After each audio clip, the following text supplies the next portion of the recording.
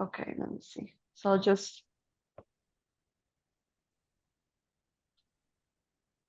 wait, share. Okay.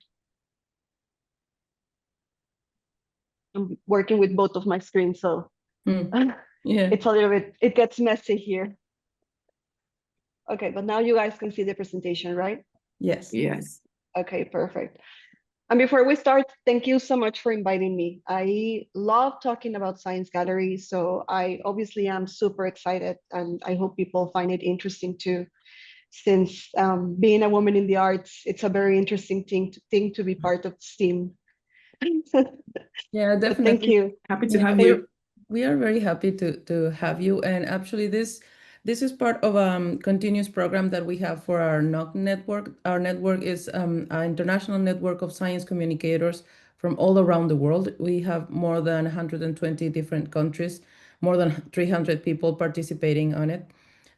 So this is a specific program that we designed for them so that they can get together, get to know different creative ideas around science, around communication, but also a ways to professionalize their own practices. So some of them are like very experienced science communicators, but some others are also like people astronomers, amateur astronomers that are like communicating in their own communities or small towns that probably maybe not have like as much access to many things. So this is I love what you have been doing with all the project within Science Gallery, but also Thank you. even before the I'm going Science to start Gallery. meeting people soon. Yeah, and even before the Science Gallery thing, like Tec de Monterrey has been developing incredible things around art and science. So I think that's one of the most interesting thing that we would definitely love to hear about. So we're gonna start Awesome. letting people in now, and when you can go ahead and get started with Naomi. Okay, great. Thank you. I'm gonna mute myself now, but I'm gonna be checking the comments or anything, and I'll be in the chat. Okay, great. Thank you, Cynthia.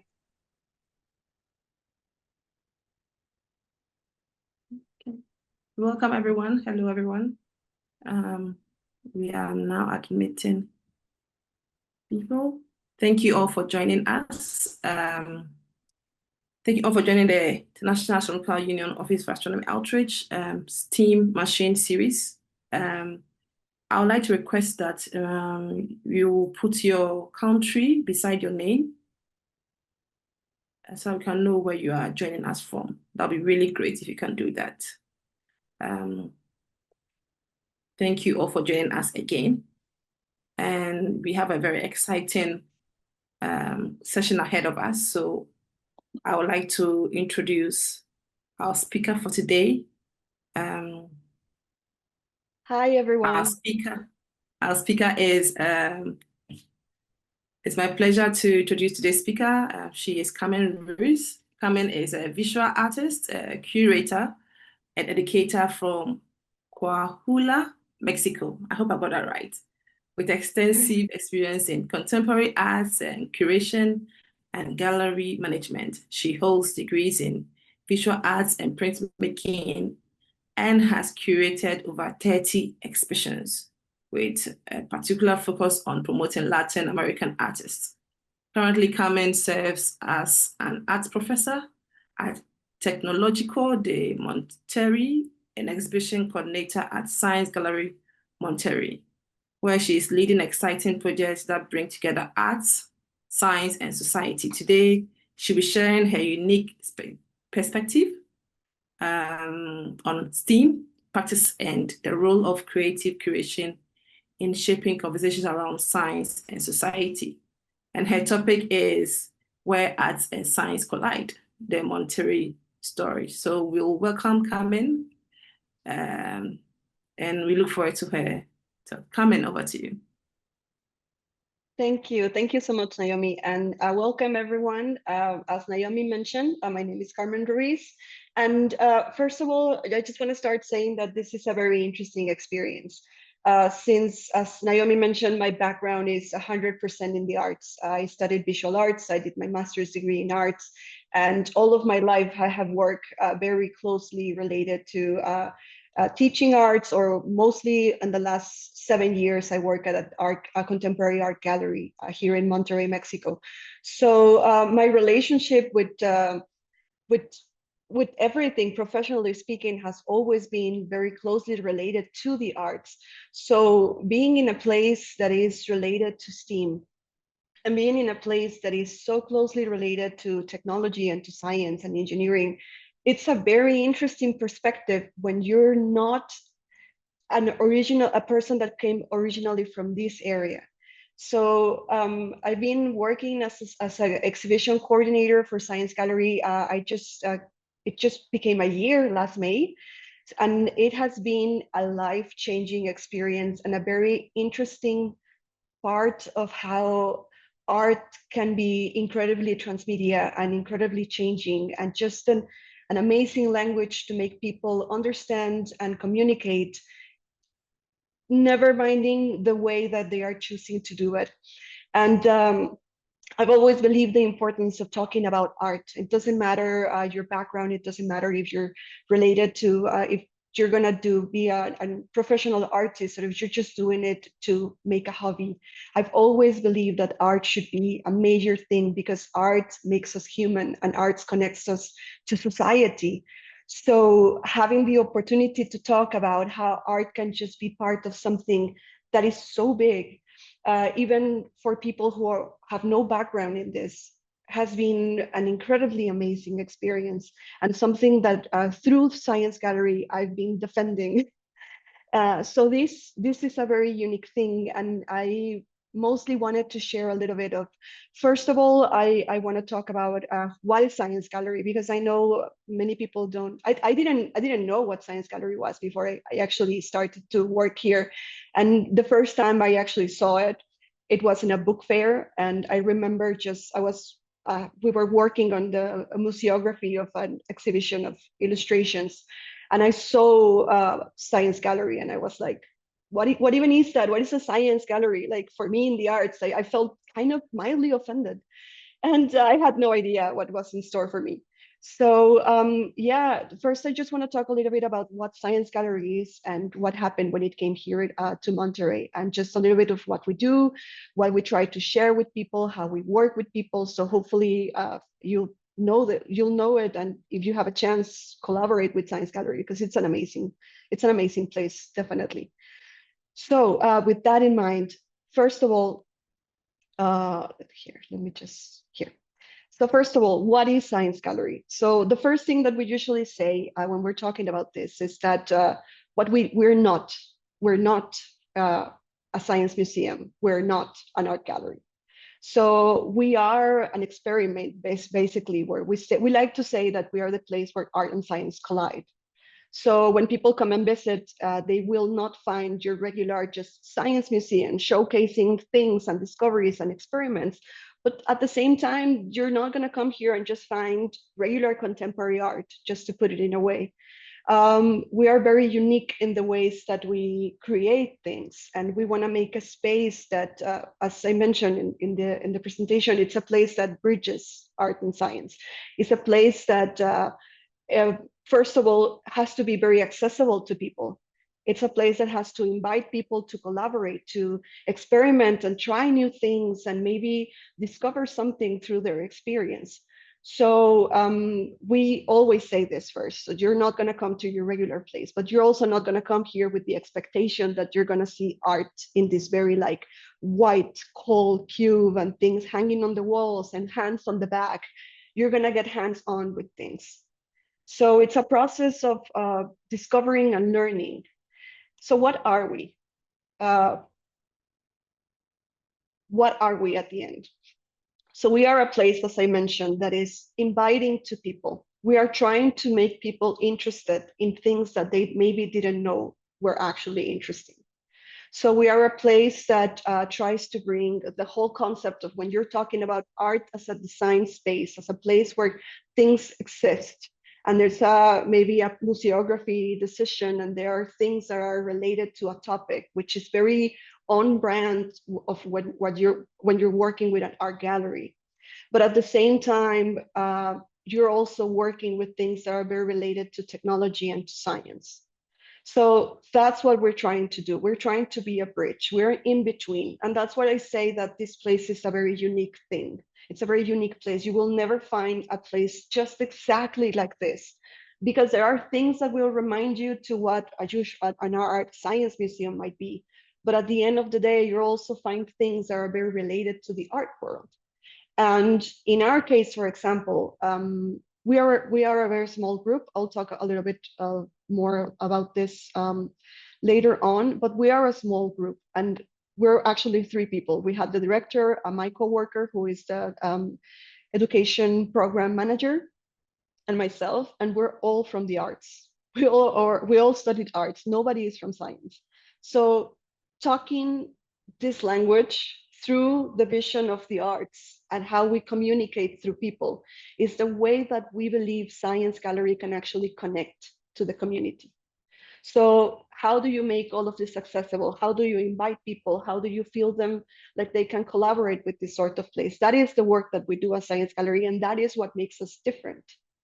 And at the end, I feel that it's an experience that after you live it, after you go through the gallery and you see the things and you interact with things and you end your experience here, I think you actually understand better what we're trying to do. So just to give a little bit of a background of what Science Gallery is, because I feel that it's important to talk about and where it came from and what is our main goal. We're all connected. So we call it the Science Gallery Network. So Science Gallery has spaces in different universities around the world. It first started in Trinity College in Dublin back in 2008. And after that, it just kept on growing, and it became a place that had different spaces around the world. People joined every sort of year, so we have galleries that are changing. Our main base is still in Dublin right now, but right now we have 5 spaces.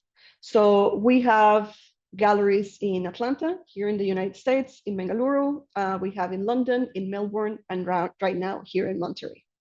So the idea is that all of the science galleries are kind of independent in the way that we design the exhibition. So we have to have, just as a regular art gallery, we have to have a topic. We have to have an idea that we need to develop before we do an open call process, but everyone is connected. So we constantly have these meetings to keep updates and talk about what other galleries are doing, the programs that have worked, how are we connecting to the community, and also so that the topics are all kind of in the same brand, but they're all different. So we all can decide what we want to talk about, and I really like that, because even though we're trying to keep on the same idea of talking about STEAM and talking about technology and science, we need to be relevant to the community that we belong. We need to do things that actually matter to the community that we belong. So even though we are part of this network and we are constantly in touch, and I love it because everyone at the network are like the most friendly, geeky, nerdy people you'll find. And most of them are actually women, which is something that I really enjoy. Our director, Sarah Durkan, is a woman, and most of the people that I work with the international network are all women. So it has been an incredible experience also to talk about all of these topics with women in STEAM. But there is a certain way that we can just, through the language that Science Gallery just mentions, we need to talk about how this can be relatable to the people that we are trying to reach. So that can be a very unique experience depending of the different science galleries that you actually can see. But if you're in the area, I would highly recommend that you get the opportunity and visit them, because they're incredible spaces. And we have so much to learn from them. I mean, we're the babies. We only have, we just opened back in December, so we're the babies from the network. We still have so much to learn, and we are a smaller science gallery compared to other places. I mean, Bangalore is just huge. But yeah, so as I mentioned, There's 5 members, and this one, and I am so happy and so proud to mention, this is the first science gallery in all of Latin America. So this is great, and this is huge, but also it is a very daunting sort of thing, because when you think of Monterrey, you don't think of a place for arts. And I know we're talking about science gallery and we're talking about technology and everything, but at the end of the day, we're still a gallery that is very close on how the arts work. And when you think about these sort of topics, you don't think about Monterrey. This city that we're living in, it's a city that has been widely known for its background in industries. The government, for many years, this city has always been very sided with industries, with technology, with just this heavy machinery kind of work. And arts has, for a long time, never been a very important topic for the city, which is very amazing when you study arts and you live here, as you can imagine. And since a few years back, I feel that there has been a very noticeable change in how we understand the city. And there has been a change in spaces for art. And suddenly, maybe about 15 years ago till today, I have seen an actual change of more independent art spaces growing, and more spaces for humanities, and more spaces for exploring things. And I feel that in whole, the combination to talk about Monterrey and this university, which is the Tecnológico de Monterrey, which is a university that is widely known for their engineering and scientific programs, and arts, it's just something that doesn't mix. So I find it very interesting that the way that we bridge this is through a place like this. When you are in a university that widely favors science and widely favors just very, and I don't mean that science is like that, but when you favor students thinking in this very close kind of way, and you don't let them explore that much, to have a space like this so they can try new things and they can understand the world in a different way through something that they are learning in university. But it is at the end a language that talks through art. It's a very unique thing. And I feel that we have a very important job to just pass on the message that the international network has instilled on us, in a city that is trying to understand its place in the arts in general. And it has been a very interesting, but also fun, because it's been, at the end of the day, it's been a very fun experience to discover all of this through the community. And I remember when I was studying that I looked at this university like, oh, this is a very cold university. It's a university that is so much designed for engineering and just keep on doing and feeding the big machine. So for me, I could never imagine having a space that is so creative and so innovative here. And here we are, opening the first science gallery in all of Latin America. So that has been a very interesting experience. And I think it talks about also the change that the city has been seeing in how it relates to these sort of things. And it's a very sneaky way to talk about the future and reflecting on our own humanity, but through things that are related to technology and things that are related to the future. Things that Monterrey likes, that the tech likes, but at the end of the day, we'll talk about what makes us human, which is our subtext as art people, to talk about our humanity. Doesn't matter which language, it doesn't matter what we're using, we're still talking about who we are as people. So this for us is incredible. So just to put us in context, Science Gallery, which is where I'm at right now, well, this is the office. But so we are in a building, which is a very brand new building. There's still things that are just finished being built. It's called Expedition, which is funded by a company called FEMSA. So Expedition is a 7-story building that houses a lot of initiatives from different things. So as you can see, we have things that are related to biotechnology, advanced technology, educational transformation, entrepreneurship, social impact programs, and business intelligence. So we have different initiatives all through the 7 floors. that are doing research, that are talking about our future, that are talking about the community. There, we have a venture cafe in the second floor, which is also a very popular international program. So we have different people all related to these same topics that are just working on research and doing experimentation on different floors with different things. So it's a very unique building because all of the initiatives have this future sense when they're doing all of the research. So we're talking about how we're going to be able to live in 100 years. How is the society? How is the air going to be clean? What can we do to change this? What technologies can we improve? So all of these initiatives are related to this. They're all related to research. So we have a lot of people in the science working here. We have a lot of people from technology. We have people that are working on new ways to talk about medicine. We have a sports program that are trying to design new technologies just to take a full scan of the body and just tell you everything that is wrong with you or everything that you can do better. We have technologies that are constantly trying and to be innovation. So for me, it makes all the sense in the world that Science Gallery is just at the entrance of the building. So we are this gateway to the future. And then when you come inside this expedition building, the first thing you will see is Science Gallery. And then after you see Science Gallery, you'll go through the stairs and then you'll see all the different initiatives. And I'll make a point of how this makes sense. But when I saw the place and I understood all of the initiatives that are collaborating here, because that's what we do, we collaborate.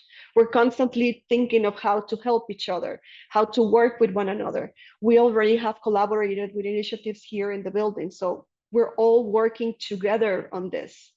And I love it. And I love that we're in the entrance. And we love that this is the first thing visitors see. So something that is also very interesting, especially when you talk about a private university like Tech of Monterrey, is that we are the first building that is open to the public. So Monterrey is part of Tech of Monterrey is part of the Innovation District, which is a global organization that what it tries to do is just bring more of these kind of things to the community and make it open. So we are part of the Innovation District, and this is the first building that is going to change the landscape of the area. So for tech to have a building that is absolutely open to the public, that everyone can come in, not just your regular students, but everyone from the community can visit and be a part of this, and they can come to Venture Cafe and they can come to Science Gallery. It is a never seen before thing. It's never seen before, especially from this university, which tends to be very closed, and people know this. So to have all of this just dedicated to the community feeds on the same message that we feel is important when you talk about a place, for example, like Science Gallery. Everything that we do needs to have the mindset to communicate to everyone, not just the students, not just the professors, not just the people who are doing research inside the building, but also to everyone in the community. So this is something that we need to have in mind when we talk about this. So the way we do it is through a program that's very interesting. So what we do is that we believe that when you're building a space like this, you need people that are the same age as your main demographic to talk about everything that you're doing. So we cannot do it alone. We're just 3 people here in the space. So what we do is that we try to bring students to work with us so they can actually be the ones who communicate everything that we are doing to all of us, to everyone. So we build these exhibitions, but we're always building with the community in mind. And the best way to reach community is through the same community. So what we do is that we have this very lovely program that's called the Mediator Program. Every Science Gallery has it. It's just one of the main bases of Science Gallery. So we have 2 things that are super important. First of all, it's important to know that all of the science galleries will always be free. There will never be a charge to enter because this is not one of our main things. If we're trying to bring art and science to the community, if we're trying to bring something that may be interesting and life-changing and just a different experience, we cannot have a price on that. So it needs to be a free service. And the other one is that we will always make students our main part of Science Gallery. So the way we do this is through this mediators program. And what we do is that we invite students that are doing, it depends on science galleries. In our case in particular, what we do is that we work with students that are doing their social services. They're doing their social services, they're doing their professional practices, and we invite them to be part of Science Gallery. So for them, what this means is that they become a very integral part of how Science Gallery communicates to everyone. So, for example, when we were building the exhibition, students were part of the building of the exhibition. So we have, I'll talk about this a little bit later, but we have the opportunity to have artists come here and build part of their artworks. So we had students that connected with the artists and worked directly with them. So that was the first experience. Just have them be part. Teach them how to handle art, how to work with artists, find the different backgrounds for all of them, and just put them and locate people that could relate to them, so they could work on that exhibition, on that art piece. And then after the exhibition was done and the space was open, we created this program where they learned. They had to interact with every one of the artworks. They actually made a whole reflection of which artwork they like better, how they feel this is important, if they had an art piece that connected with them, what they like to do more. So based on that, they could participate and just talk about the exhibition in a language they actually liked.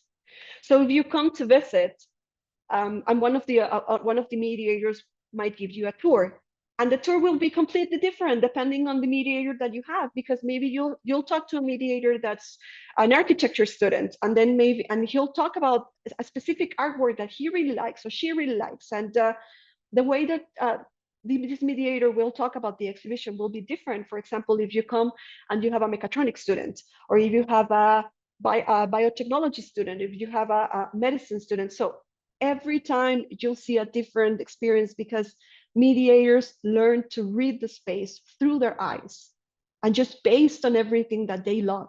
And this was our main goal. We wanted students to be passionate about it, and you cannot force people to be passionate about something that they don't understand. So when you have this, and you can find ways for this to reach different areas of what they're studying and what they're passionate about, and just tell them through this, just talk about it on the language that you like. And then you have mechatronics students just talking with researchers in a language that I don't understand, but they've seemed fascinated of what they're saying. And it's incredible, because it just creates so many different languages. And at the end, it's just art being the bridge that connects all of these different things. It doesn't matter if you have a humanities student that's doing arts, or if you're having someone who is in biotechnology, they'll find a way to talk about Science Gallery and be excited about it. And that is our main goal, and that's what excites me the most. Just something very interesting that I do want to mention that we have found is that when we first started the social services program, so you have to fill this form, right? And you have to fill the form, and you have to send it, so tech will make the program public and just bring students here. And at the beginning, we were like very serious with talking about how we were doing a Science Gallery and just science as the main thing. And then we realized that we just had men students, just men, no women. And we found this very interesting. I mean, not surprising, because I know that this area is a difficult area for women, because they're not as welcome as men. So this is something that is very known. And we felt that they weren't engaging with the idea of Science Gallery, taking in just an idea that they didn't know what Science Gallery was. They just read Science Gallery and they were like, no. And then we changed the way that we talk about the program.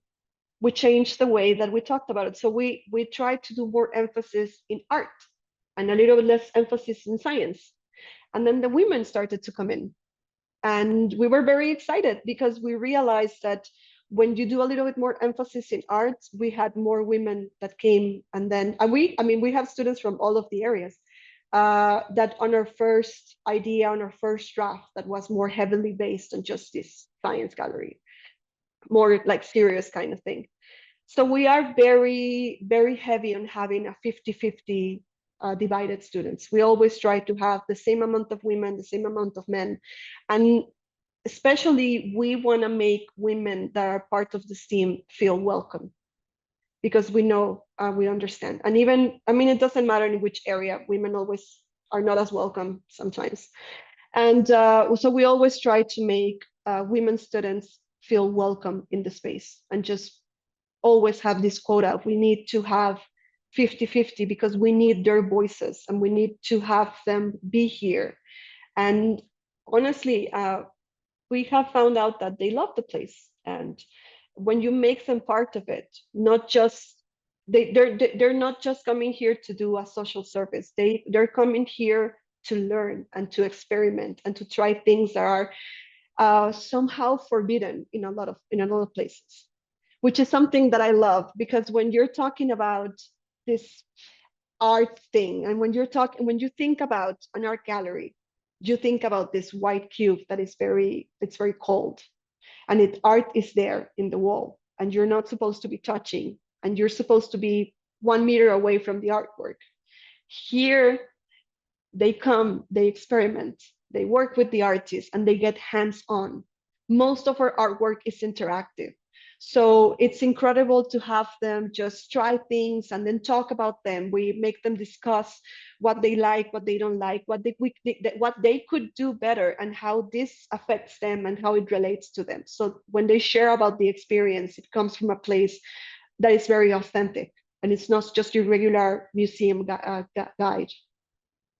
So that's what we're trying to do here when we work with students. We make them a very important part of the process.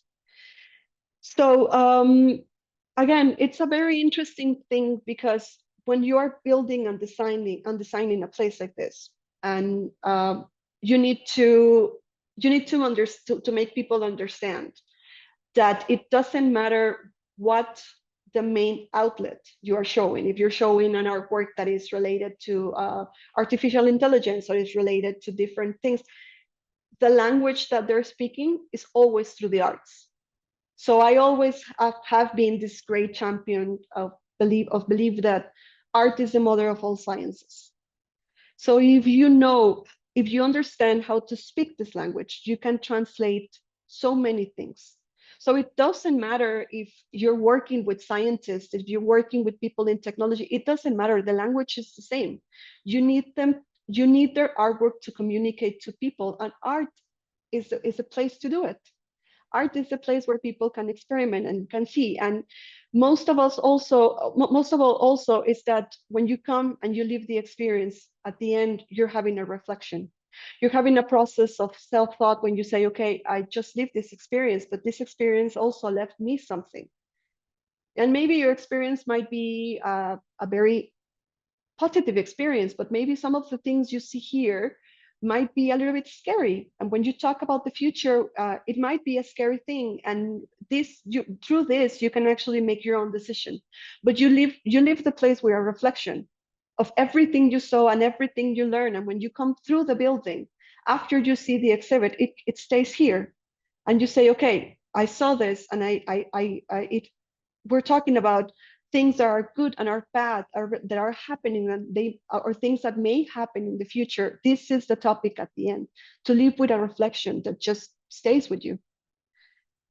Okay, so we like to say that when we work with the community, we're trying to democratize science. And this is a very huge thing when I say it. I'm not saying we have already done it. We're working on it, we're trying, but it's a place that tries to democratize science. The idea is to bring these big international projects and just take them down so the community can actually have access to them. So we need to be accessible, we need to be friendly, and we need to have these very interesting projects, but in a way that community can actually see them and interact with them and just enjoy them at the end. Because Science Gallery is supposed to be fun.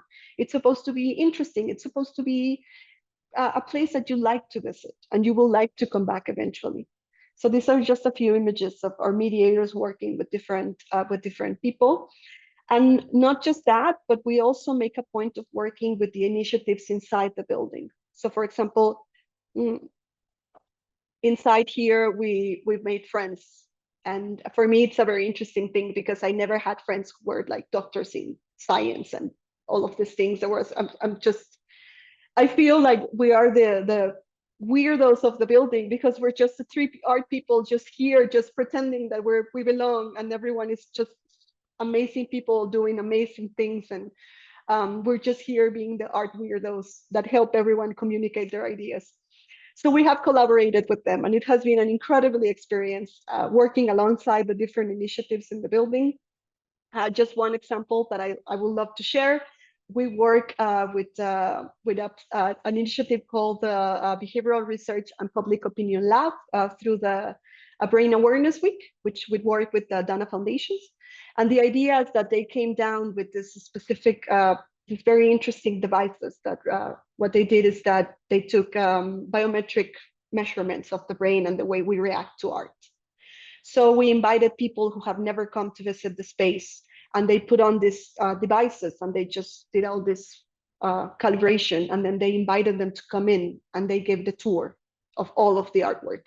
And then they make readings of which artwork was more interesting, which one had more reactions, all the measurements. And you could actually see on the outside of the gallery, we had the screen, which is on the upper right side of the presentation, but you could see the screen and you could actually see the way the brain was reacting to different artwork on the people who were visiting.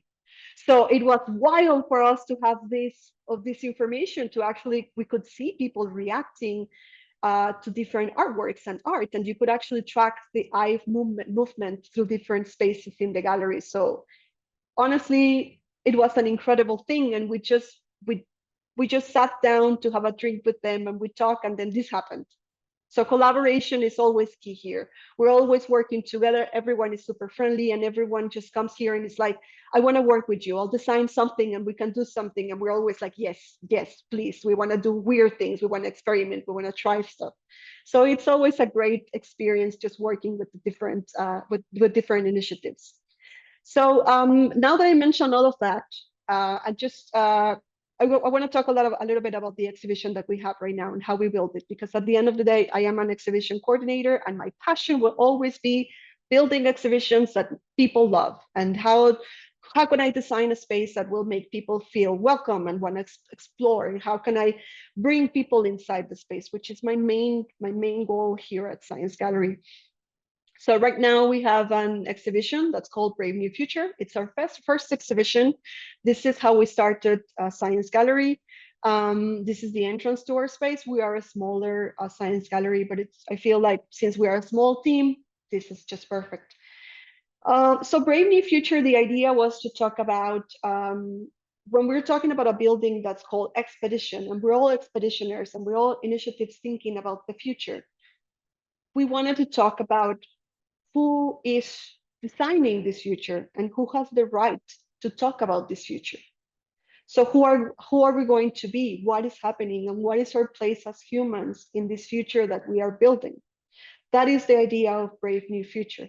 So we had an open call, which is the regular process that Science Gallery does. We have open calls. We invite people from all over the world. There is no restrictions. Everyone can showcase, everyone can send their project, and it gets chosen if it gets chosen. So for this exhibition, we have over 200 proposals from 47 countries.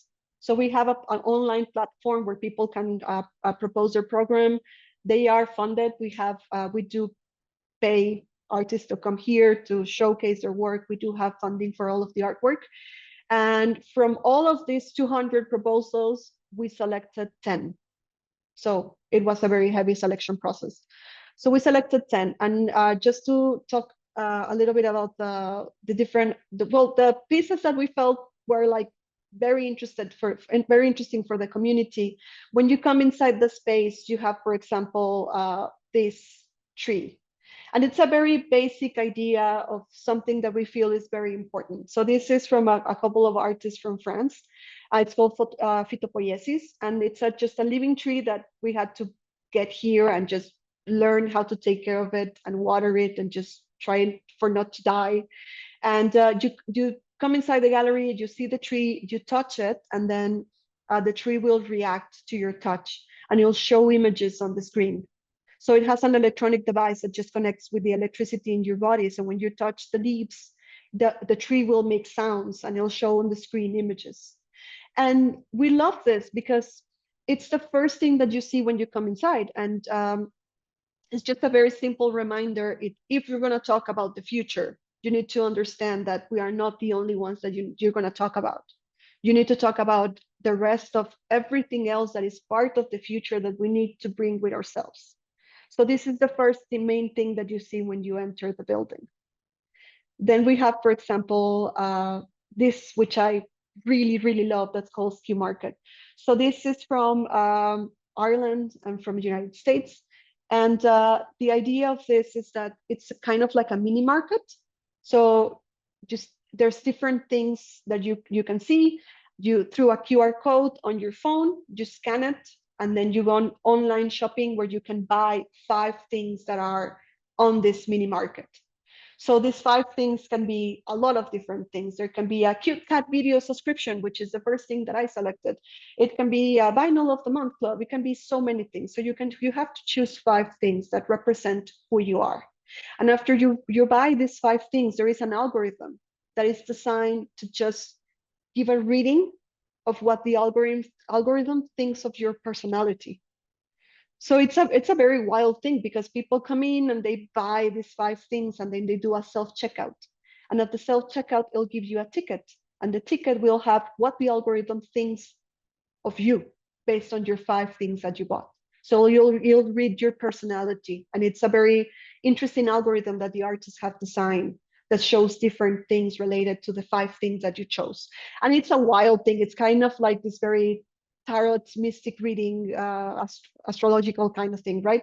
So people love it. And sometimes the algorithm will say things that are correct, and sometimes they'll say things that are wrong, which is exactly what we want to talk about when you're talking about how Instagram and Facebook will show you things that are related to, oh, we think you might like this. It doesn't come from nothing. You know that it comes from a series of readings of how we use the internet.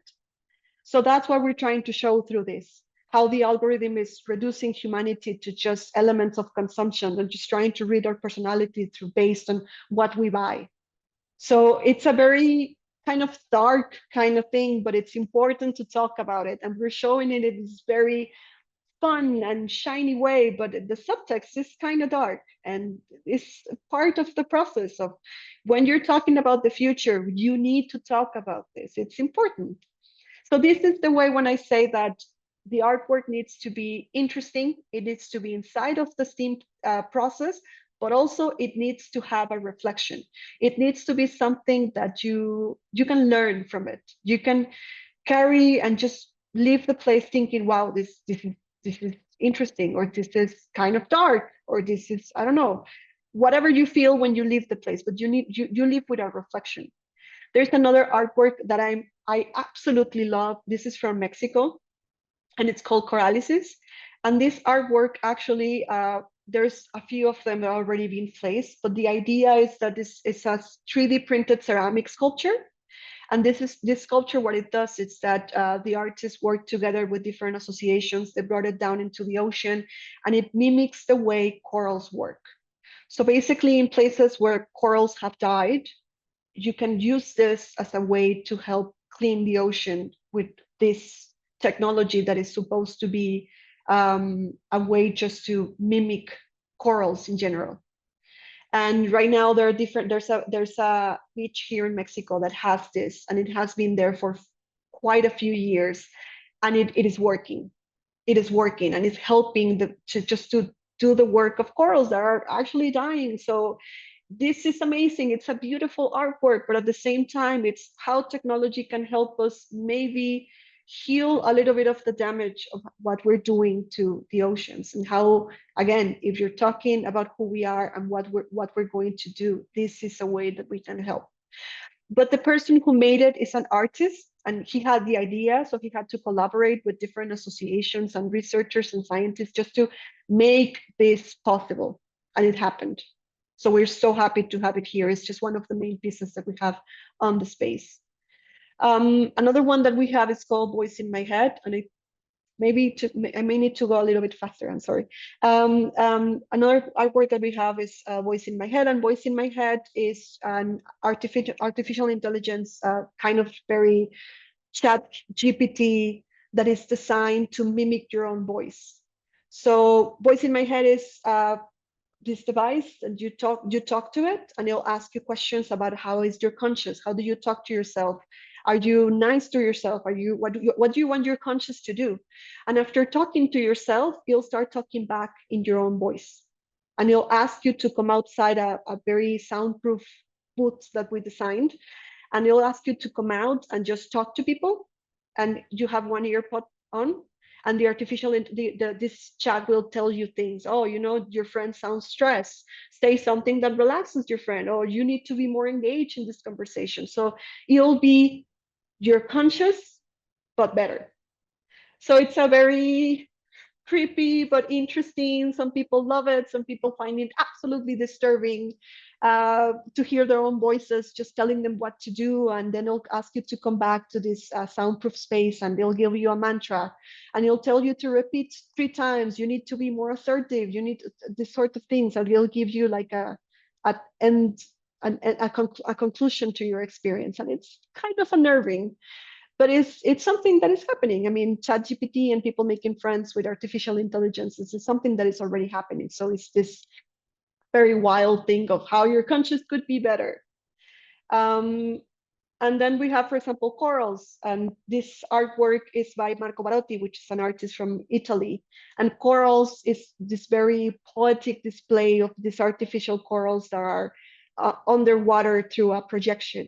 And on the computer every day connects to a database on NASA that downloads information of the temperature of the water. So it'll be jumping around the world to different places where the temperature of the water has been rising and corals have been dying. And whenever the level of alert goes from 3 or 4, which 4 is new, so we're very scared of that, the corals will scream. Everything will go white and the corals will start screaming. So it's a very unnerving artwork, and we have places where you can sit and just live the experience, and sometimes it will be quiet, and sometimes the world will jump to a place where you'll have a reading of 3 and everything will go white, so it'll be kind of a crazy thing. And then we have the Neurorights Arcade, for example, which this one was very interesting because it's an artist from Belgium called Roel Hedemans. And Roel designed these arcades to talk about there are 5 neurorights. So each of them, or each of the arcades will ask you questions related to the 5 neurorights, which is mental privacy, personal identity, free will, equal access to mental enhancement, and protection against algorithm bias. So we ask you questions related to that, but at the same time that it's asking you the questions, you can answer through the joystick, but the headsets actually have this spiky things that is reading your neural responses.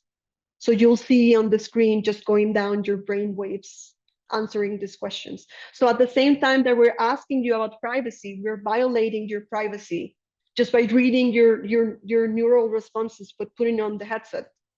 So the idea is exactly that, just to have this process of this artwork that is interesting and it's very interactive, but at the same time, it's supposed to have a reflection of everything that is related to the future, in this case in particular, or anything of the topics that we're talking about. So when you leave Science Gallery, you're not just leaving a place where everything, oh, it's interesting, but you're leaving a place that is actually trying to teach you something through the language of art, but in a very transmedia way. This is just some images of the space of how we design the area and how we have everything just set up. We have more artwork, but I could go about around this forever, but I don't want to go more with, I want to feel more time that I'm supposed to, because I think I already went a little bit over time. I'm so sorry, but just to have these images. So now that we are working with this, and just because I think it's important to mention this, we did have the fortune of having some artists come to build some of the artworks, and it was an amazing experience. Because we had students who worked with the artists. So my work was just finding what the students were wanted to do, and just putting them in places that they would find interesting. And the artists were very comfortable working with the students. They were like, "Oh, you're working with me? Okay, come here. You're gonna help me pick this up. You're gonna build this. You're gonna weld this. You're gonna grab this Arduino and just connect this, and you're gonna help." They had no issues just taking the students and putting them to work. So to have students after that give the tours of Brave New Future to people who were coming to visit, when they were the ones who actually worked in building the exhibition, made a completely different experience on how you talk about an exhibition, because it was something that was made also because of them. And that is something that I feel is one of the most interesting experience as an art mediator, as a person who has worked on building these exhibitions, which is something that is usually a very inside job. You never see an art gallery when they're building an exhibition. We always have it behind closed doors.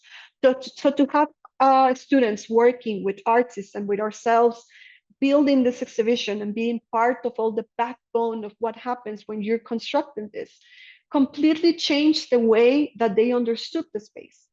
And they completely changed the way that they perceive art and what we were doing here. And I feel, for me, it was one of the most fulfilling experience just to have students be part of this, and just living with this and knowing that they were part of this place, and just wanted to keep on coming and build more exhibitions with the artists. It's just an incredible thing that I feel there is no other place I can actually teach them this in this way.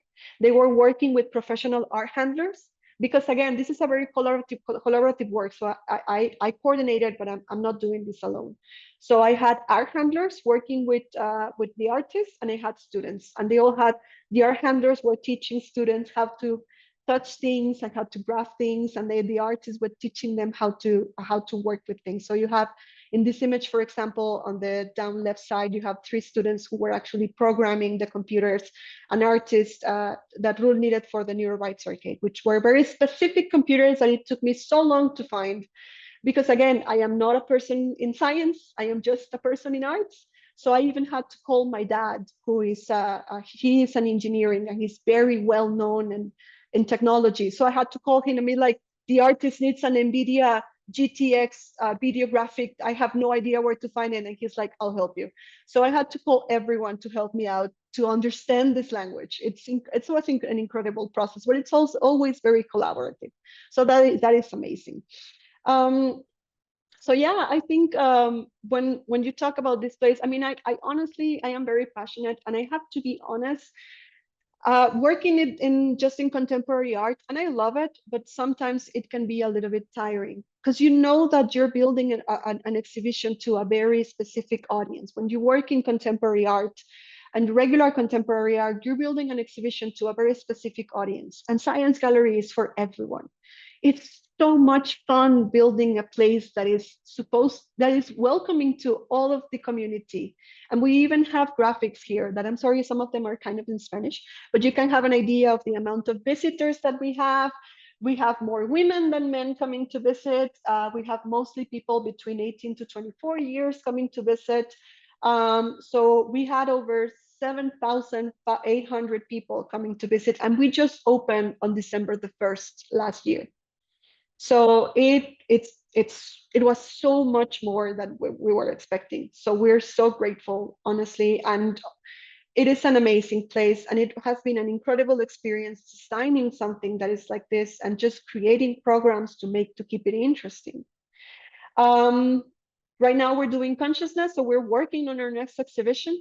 We received 241 projects. We're just doing our final process of selection for the exhibition. So we're going to work on this idea, which is going to open on October the 2nd. So we're super excited because we already have students who are asking when will the exhibition be put up, because they want to work on building the exhibition. So we already have a waiting list of students who want to work with artists and just want to do it again because they loved it so much.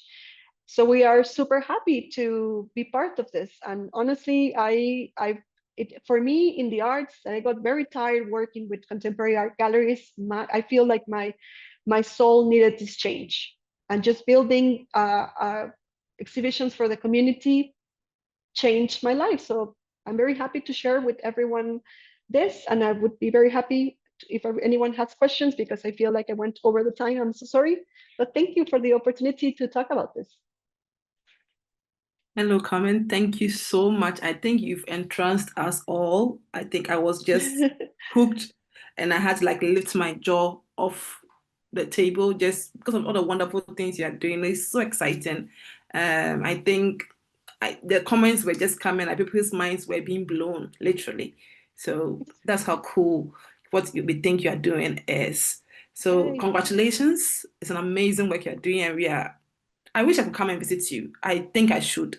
Yes, I think if you we should come. plan something to join you at your gallery and experience all that you're doing. I can't wait. Maybe when you finish your consciousness curation, maybe we invite you again, come and tell us about what you were able to exhibit and like the thought process behind it. I think it would be very exciting for all of us.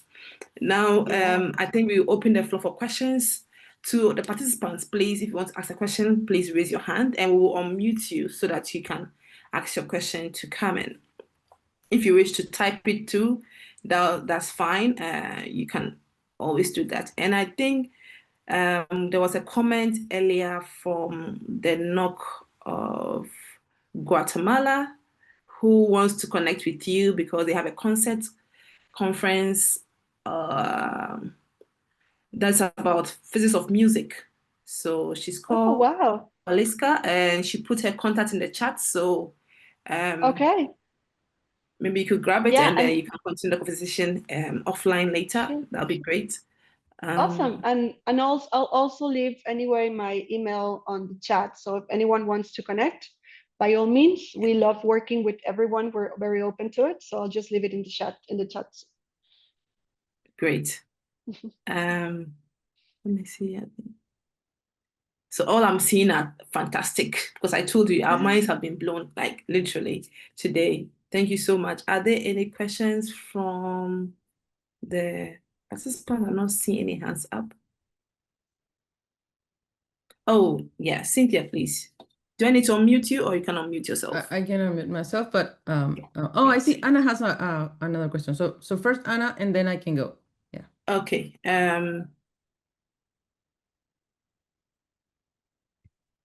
Let me see. How do I unmute? Is Oh, it? yeah, I think, Can you hear me now? yeah. Okay. Yes. Thank you, Carmen. It Yes. was amazing. I mean, I'm so amazed. I mean, there's no other word to say. Super congratulations. I'm you. really doing something to go and visit you because it's marvelous all of that you have been doing. And in my opinion, I want to know your opinion about how difficult it is to actually connect scientists with artists, because sometimes the way we perceive the world, the way we want to explain it, it's quite different. So actually making two senior scientists and artists to work together, how difficult has it been? And the other one is, how can we participate with you? How can we send you all these scientists in my convenience from Mexico to work with you? How can we actually invite them to collaborate with the artists that you're working with? Okay, so I love this because for me, I mean, I love the challenge. And I mentioned I love talking about art being this universal conduct for everything that we do in life. And everything that I have learned through life is just understanding that art connects us as human. So it's not limited to what we study, what we do. Art is always the language that everyone can speak. So sometimes some scientists do have an idea of what they're trying to say, and we just take this idea and we try to process it in a way that can be more friendly to people. But I have found that even in their wildest concepts of how they conceive their work, they have a very clear idea of what they want to show. As long as they understand what they want people to see, we can always take that and just bring it so people can actually understand it. So if scientists or people in research come and say, I want people to take this from everything, then I can just say, okay, from this we can go through these different places and we can just make it happen. So so far it has been kind of a smooth ride just working with these different people, but I have found some of them that have problems just to define certain things that are more related to technical requests for an art gallery space. So they'll tell me the artwork that they want to show, but they'll never tell me the measurements, or they won't send me an image of what they're trying to show. They just send this large PDF with technical information. I'm like, that's amazing, but how does it look? How much space is it going to take on the gallery? I mean, I have no idea. So these are the kind of the things that we need them just to guide them. Like, this is amazing, but could you send me this? Could I find this? Could you be more specific with the visual representation of what you're trying to show? These are the parts that we just need them to push them a little bit to understand. And for collaboration, I mean, what we do is usually it depends on what people are trying to bring to the table. So, for example, in the case of the Behavioral Research Lab, they knew that they want to work with the Dana Foundation and they had these devices. So they decided to work with us through that. And we just designed the exhibition, and we did a collaborative process of when you want to do that. And I think we could just take it and just make it work on this way. So it's a very unique thing to work with different people. But I mean, if you have any ideas, you can always just connect with me, or even with my coworker Tanya, who is the educational manager educational project coordinator, and we can always find a way to make it work. I mean, we have, for example, a hackathon where students from mechatronics will gonna come and fix one of the artworks that is a sensor is not working correctly, and they're going to come here and just be 24 hours just working on making a few of the sensors work. So we always find a way to just make them a part of the space. Thank you so much, Carmen. Any other question? Oh, Cynthia, you can ask your question now. Yeah. Oh, Edgar, when you finish your question, Edgar has a question here. I just wanted to ask, because one of the things that I find more interesting of the Monterrey project is because it's part of Science Gallery as a whole. And as you explained it in the beginning, so this Science Gallery Foundation has these different places all around the world. So that's one of the things that was very amazed for me, that is this international collaboration on these different places in these very, very different countries. So I would like to know a little bit more on how this, because for people who don't know Mexico, Monterrey is the third biggest city in Mexico. Mexico is a big country, but also Monterrey is, like Carmen said, is a city that is very much industrial. Most of the companies are there, like very much industrial. So there's a lot of factories, and it has like a very specific way of people. So having this project is a little bit weird, and also having it as being the first one in Latin America. So I would like to know a little bit of how all of your team ended up being able to have this project brought to Mexico, and maybe how long did it take, the preparation to it?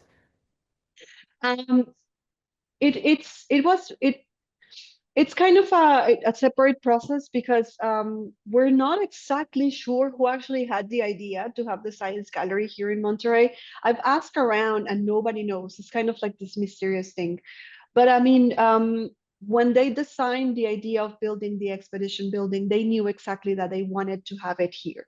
So as you mentioned, Monterrey is a very industrial city, and even the people who founded the building, FEMSA, which is a company that is also very industrial in its processes, It was a kind of like a very interesting collaboration with them.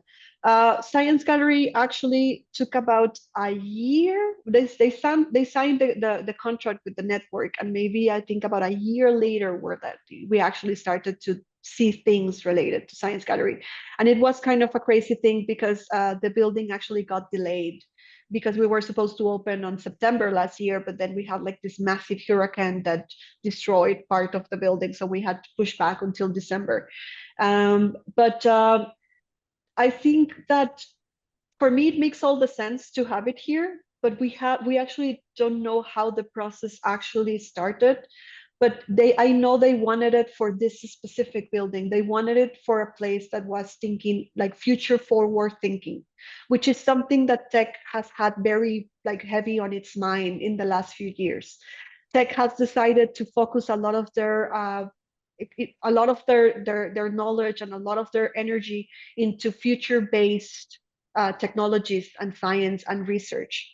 So I think it makes sense when they were talking about joining the innovation district, because Science Gallery tends to work very related to the innovation district, to have a Science Gallery in this place, because it's all related to future forward thinking and just having this way of bringing research down to just open community. Thank you so much, Carmen. And it's a question from Edgar, which is, can you share where the funding is coming from? I think that's something we are all asking in our hearts. Yeah, totally. So every Science Gallery has different ways of how they work with funding. In our case, for example, the funding comes, I might say through the university, but it's actually also coming from FEMSA. So FEMSA is this very big company here in Monterrey that actually donates a lot of money to different areas, and they work very related to Tech of Monterrey. They're very closely how they work. So FEMSA actually donates a lot of money to the university.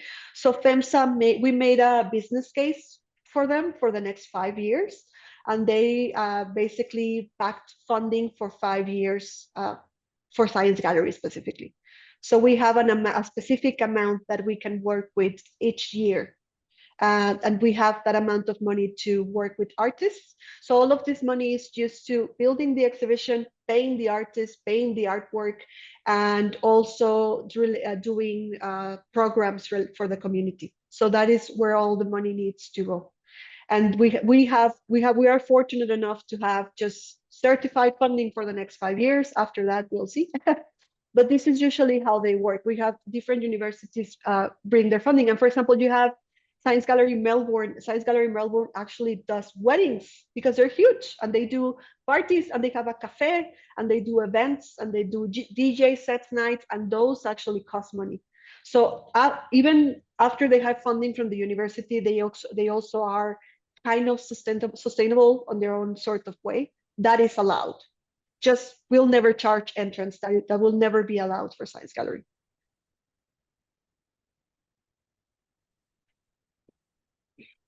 Amazing. Thank you so much. Do we have any more questions from our audience? Okay. Let me see. Right. So all I'm seeing are thank yous from our participants, and I want to say thank you so much, Carmen, from all the team at OAO, from our NOCs. It has been amazing listening to you. Your enthusiasm, I think, has affected all of us, and what you said, we can see the passion that you have, and I think it's something we all like to experience. And I think everybody's planning on coming to Mexico to see. Yes, if anyone comes by Monterrey, please let me know. I will be very happy to bring you to Science Gallery and just give you a tour of this amazing place. And thank you all for inviting me. As you see, I mean, I'm very in love with the project. It has been a very wild experience. And I'm very humble because I've never thought that somebody from the arts would be in a place that is so heavy on science and everything, and just teach people to speak their language through art has been the most incredible thing that I could do. Amazing. Thank you so much. And Thank you to our NOCs for joining us and our participants. We are really grateful. Please look out for our next event, which will be the Women in Solar Physics webinar, which will be on the 20th. We hope to see you all there.